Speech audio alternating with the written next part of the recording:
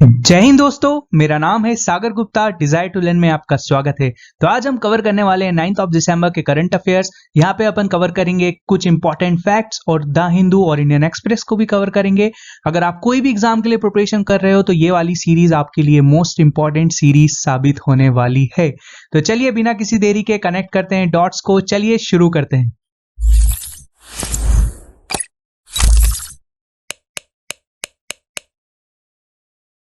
तो first question देख लेते हैं। इंटरनेशनल एंटी करप्शन डे कौन सी डेट को सेलिब्रेट किया जाता है? International anti corruption day celebrate किया जाता है 9 दिसंबर को। अपन इसमें जान लेते हैं इसकी थीम क्या है। थीम मोस्ट इंपॉर्टेंट थीम रहेगी इसकी। तो इसकी थीम है uniting the world against corruption.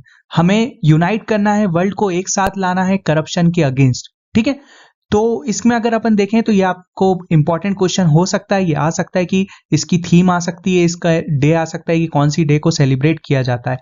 अगर अपन देखें कि अगर अपन इंपॉर्टेंट डेज देख लें कि दिसंबर के कौन कौन से थे, बस मैं आपको इंपॉर्टेंट बताऊंगा। तो फर्स्ट को अपन ने सेलिब्रेट किया था एड्स डे, थर्ड को किया था डिसेबिलिटीज डे, ठीक है, फोर्थ को किया था अपन ने नेवी डे, ठीक है, फिफ्थ को किया था सॉइल डे। बस मैं आपको इंपॉर्टेंट बताऊंगा। और सिक्स को कोई नहीं। सेवंथ को किया था अपन ने आर्म फोर्सेस फ्लैग डे, ठीक है, विथ सिविल एविएशन डे, है ना। और चलो एक चीज और बताता हूं, 10th को अपन कल करेंगे ह्यूमन राइट्स डे। ये ह्यूमन राइट्स डे पे क्वेश्चन आया हुआ है, बहुत बार आता है क्वेश्चन, तो आप इसको याद रखना। कल बाकी मैं आपको डिस्कस करूंगा। चलिए नेक्स्ट क्वेश्चन देखते हैं। तो अपन देख लेते हैं second question. Which country gets its first female president Dina Boluarte? जैसा कि मैंने आपको कल बताया भी था, पेरू के रिलेटेड न्यूज थी कुछ, तो मैंने आपको बताया था फर्स्ट फीमेल प्रेसिडेंट बन चुकी हैं। और डेफिनेटली ये क्वेश्चन बहुत इंपॉर्टेंट है, तो आप ये चीज ध्यान रखना कि पेरू की बनी है। पेरू जिसका कैपिटल क्या है? लीमा, ठीक है। अब मैं आपको एक चीज और बताता हूं इसमें। चलो, अपन ने कल कौन सी न्यूज डिस्कस की थी? अपन ने डिस्कस की थी शुकंत कदम। शुकंत कदम कौन बने थे? पेरू बैडमिंटन में इनने क्या जीता था? गोल्ड जीता था, शुकंत कदम, ठीक है। इनने गोल्ड मेडल जीता था कल पेरू ओलंपिक उसमें मैच में, है ना। तो आप ये चीज ध्यान रखना, शुकंत कदम। और इसमें क्या ध्यान रखते हो, अगर अपन फर्स्ट इंडिया प्रेसिडेंट अगर फीमेल की बात करें तो कौन है? वो है अपनी प्रतिभा पाटिल जी, प्रतिभा पाटिल जी, है ना। और इसमें क्या ध्यान रख सकते हो आप? और अच्छा, अब भी है ना, नवंबर में एक न्यूज आई थी कि स्लोवेनिया, स्लोवेनिया आपने सुना होगा, स्लोवेनिया एक कंट्री है, इसमें नताशा मुशार, नताशा मुशार ये भी फर्स्ट फीमेल प्रेसिडेंट बनी है। कहाँ की? स्लोवेनिया की, ठीक है।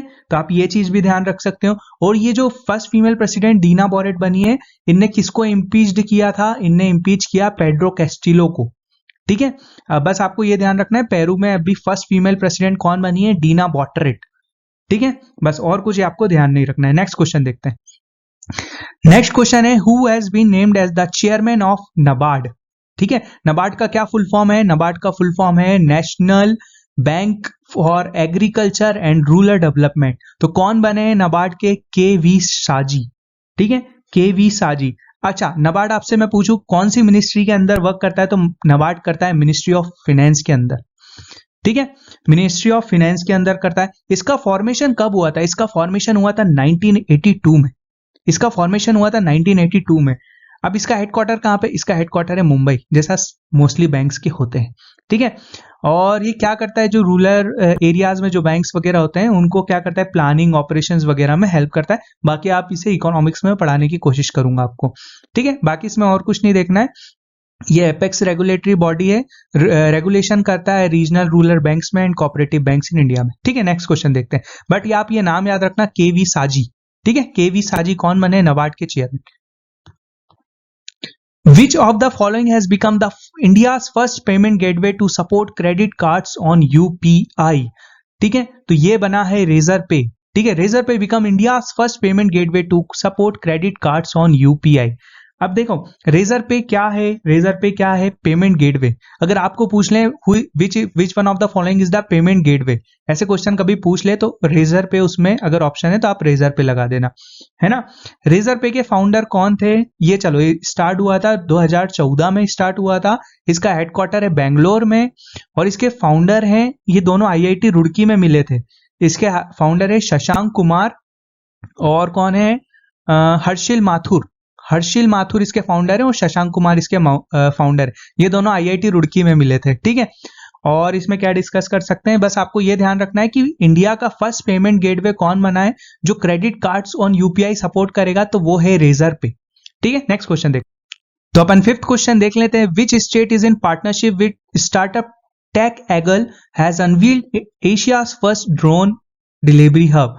ये इन एशिया का फर्स्ट डिलीवरी ड्रोन हब है, तो ये कौन से स्टेट ने किया, ये किया है मेघालय ने, ठीक है। ये कारनामा कर दिखाया है मेघालय ने। ये क्या करेंगे, ये मेडिसिन को डिलीवर करेंगे, मेडिसिन को डिलीवर करेंगे घर पे ड्रोन की मदद से, ठीक है, ड्रोन की मदद से करेंगे।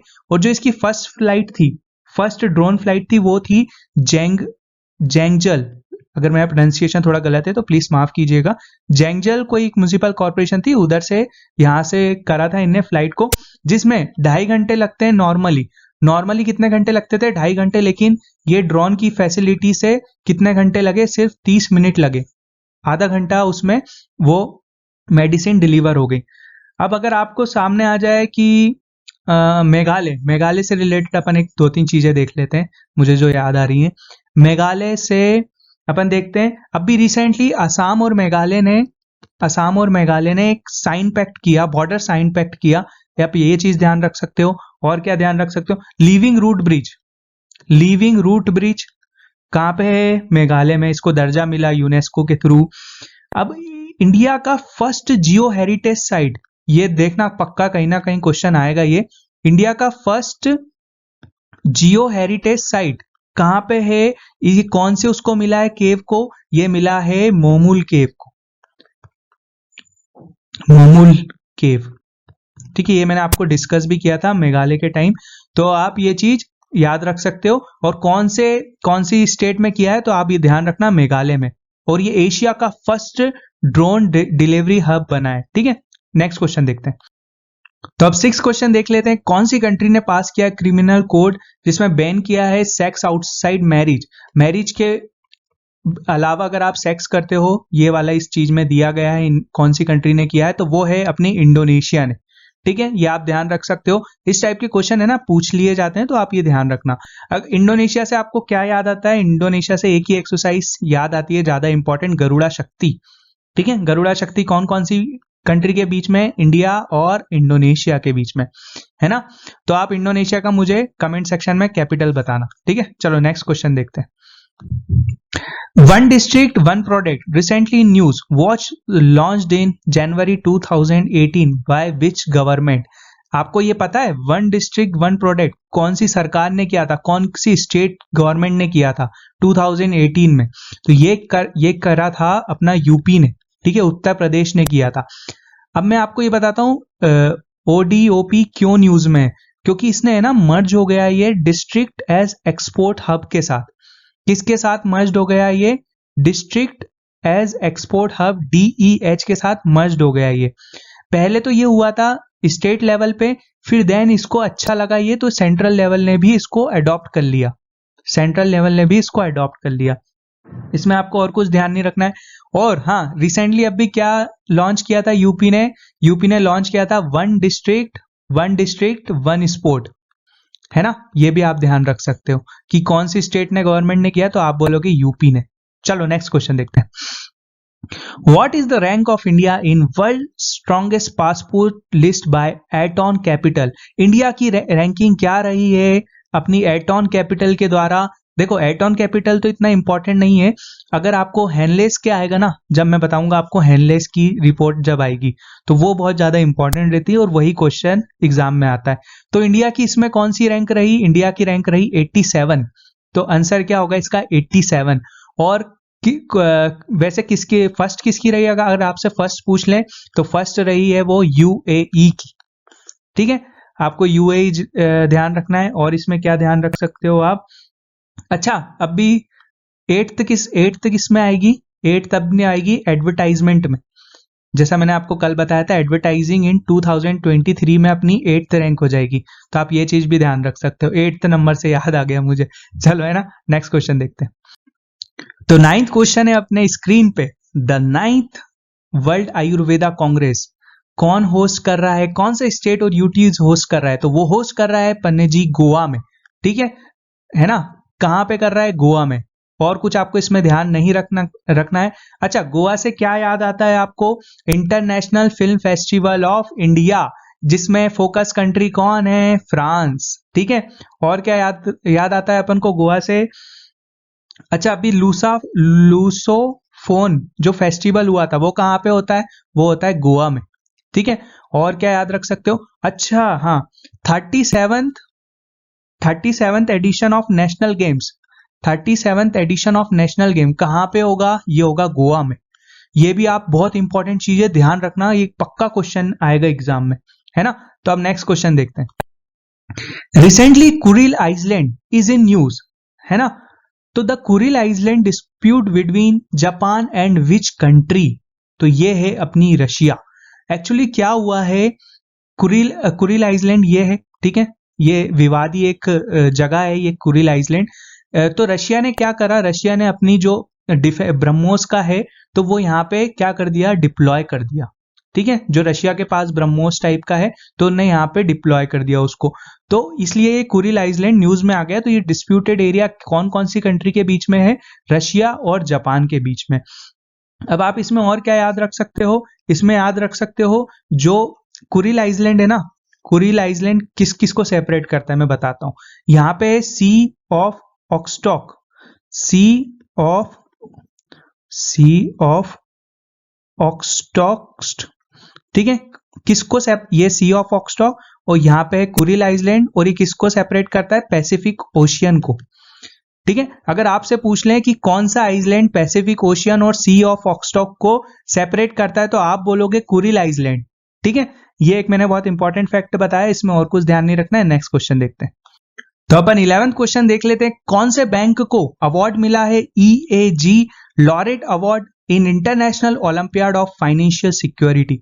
अब ये देखो, स्टेट ऑन कौन सा बैंक को मिला है, बैंक ऑफ बड़ौदा को, बैंक ऑफ बड़ौदा को मिला है। ये कहाँ का है अवार्ड, ये अवार्ड है रशिया का, ठीक है। ये अवार्ड कहाँ का है, ये अवार्ड है रशिया का, ठीक है। तो आप ये भी ध्यान रखना, अगर आपसे पूछ लें कल कि EAG और लॉरेट अवार्ड कहाँ का है तो आप बोलोगे रशिया का, ठीक है। कौन से बैंक को मिला है, बैंक ऑफ बड़ौदा को, ठीक है। अच्छा, अभी रिसेंटली एक और अवार्ड मिला था जो मैंने बताया था, बैंक ऑफ बैंकर्स अवार्ड किसको मिला था, बैंक ऑफ बैंकर्स अवार्ड किसको मिला था, वो मिला था कैनरा बैंक को, जिसे हम ऑस्कर अवार्ड भी बोलते हैं बैंक का, ठीक है। अब बैंक ऑफ बड़ौदा कब फॉर्म हुआ था, बैंक ऑफ बड़ौदा फॉर्म हुआ था 1908 में, ठीक है। इसका हेडक्वार्टर आपको पता ही हो, गुजरात में होगा, बड़ोदरा गुजरात में है ना। और अच्छा हाँ, ये एक सेकंड लार्जेस्ट बैंक है after SBI, second largest public sector bank है आफ्टर SBI। ये भी एक इंपॉर्टेंट फैक्ट याद रख सकते हो। इसको सेटअप किसने किया था, 1908 में सेटअप किसने किया था, इसको सेटअप किया था सयाजी राव गेकवाड़ थर्ड ने, सयाजी राव गेकवाड़, ठीक है, थर्ड ने, ठीक है। जब उनका राज था तो उनने 1908 में इसको स्थापित किया था। अच्छा, एक चीज और मैं बताता हूं, इसमें मुझे याद आई, इसकी एक और ब्रांच अभी है ना रिसेंटली खुली थी शायद, वो कहाँ पे खुली थी, वो खुली थी फीजी में, फीजी, ठीक है। फीजी से अपन को क्या याद आता है, फीजी से अपन को याद आता है Hindi conference, world Hindi conference कहाँ पे होने वाली है, फीजी में। तो ऐसे चीजें कनेक्ट कर लिया करो, बहुत इंपॉर्टेंट होती हैं ये सब चीजें। चलो नेक्स्ट क्वेश्चन देखते हैं। Who was elected as the president of table tennis federation of India, कौन बनी है president of table tennis federation, तो इनका नाम है मेघना अलावत, है ना, मेघना अलावत, ये बनी है टेबल टेनिस ऑफ फेडरेशन। आपको ये ध्यान रखना है, बस ये नाम याद रखना। और ये टेबल टेनिस TTFI कब फाउंड हुआ था, ये फाउंड हुआ था 1906 में, 1926 में। इसका हेडक्वार्टर कहाँ पे है, इसका हेडक्वार्टर है न्यू दिल्ली में। चलो, अगर आपसे मैं पूछ लूं इंटरनेशनल जो है, इंटरनेशनल टेबल टेनिस फेडरेशन, उसका हेडक्वार्टर कहाँ पे है, उसका हेडक्वार्टर है लॉसेन स्विट्जरलैंड में, ठीक है। उसका हेडक्वार्टर है लॉसेन स्विट्जरलैंड में, ठीक है। ये आप ध्यान रख सकते हो। अच्छा, टेबल टेनिस से कौन प्लेयर याद आता है, चलो उससे याद आते हैं अपने शरद कमल जी, जिनको क्या मिला है अभी, उनको मिला है मेजर ध्यानचंद खेल रत्न अवार्ड, ये क्वेश्चन आपके पक्का दिमाग में बैठ जाना चाहिए अब तो। मेजर ध्यानचंद खेल रत्न अवार्ड किसको मिला है? शरद कमल जी को। और कौन से स्पोर्ट से रिलेटेड है? टेबल टेनिस से, है ना। नेक्स्ट क्वेश्चन देखते हैं। The Olympic squads esports week will take place in, कहां पे होने वाला है ये होने वाला है 22 से 25 जून में होगा ये। पहली बात तो ये इसलिए इंपॉर्टेंट हो गया, 2023 का इवेंट है और ओलंपिक से रिलेटेड है, ठीक है। तो ये कहां पे होगा? ये होगा सिंगापुर में, ठीक है। जो ये ऑनलाइन गेमिंग में ज्यादा फर्दर वो करते हैं, ये आप चीज पढ़ लेना, है ना। तो ये कहां पे होगा? ओलंपिक स्पोर्ट्स आ जाए आपको तो आप बोलोगे सिंगापुर में, है ना। नेक्स्ट क्वेश्चन देखते हैं। A new report, Climate Investment Opportunity in India's Cooling Sector, was released by, कौन सी ऑर्गेनाइजेशन ने रिलीज करी है ये report? Climate investment opportunity in India's cooling sector. तो ये रिलीज करी है वर्ल्ड बैंक ने। कौन ने की है? वर्ल्ड बैंक ने। किसके साथ? केरला गवर्नमेंट के साथ। आप ये भी चीज ध्यान रख सकते हो, है ना। इसमें ये चीज इनने बोली है कि इंडिया में soon become one of the first place in the world to experience heat waves. India पहली कंट्री बनेगी, प्लेस बनेगी जो हीट वेव्स को एब्जॉर्ब करेगा। बहुत ज्यादा कुछ इन्हें बोला इसमें, surpass the human survivability limit. तो ये रिपोर्ट में बोला गया, आप ये चीज भी ध्यान रख सकते हो। नेक्स्ट क्वेश्चन देखते हैं, बट ये ध्यान रखना वर्ल्ड बैंक ने इसको रिलीज किया है ना। चलो next question.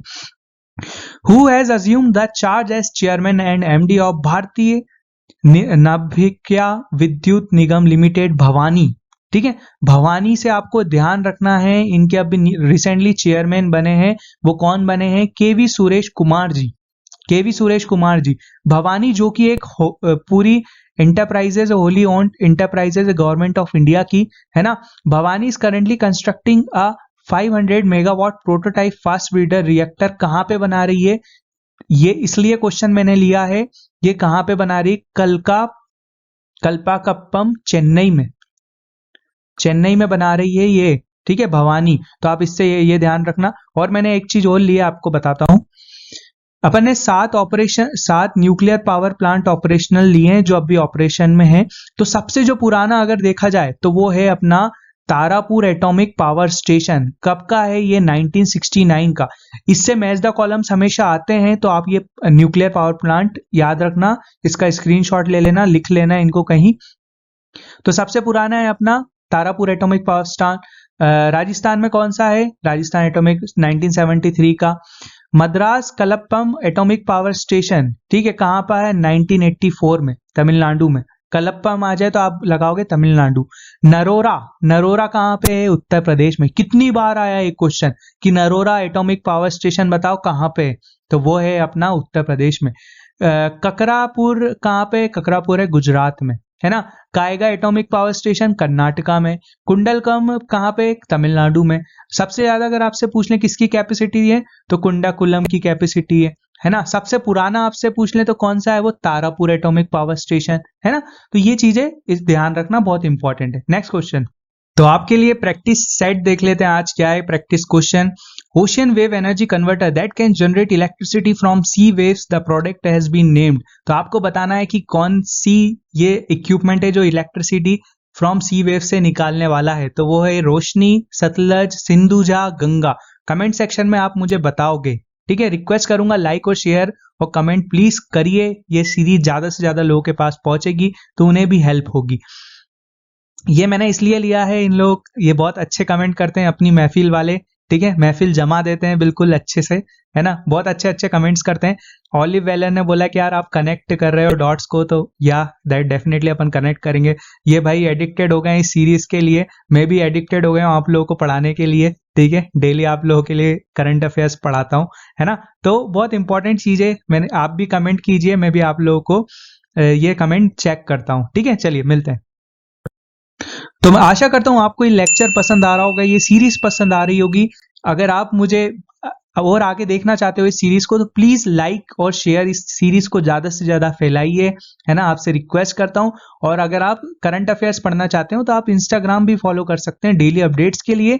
For the PDF you can follow us on Telegram. मिलता हूं अगली क्लास में, जब तक के लिए अपना ध्यान रखिए। जय हिंद, जय भारत।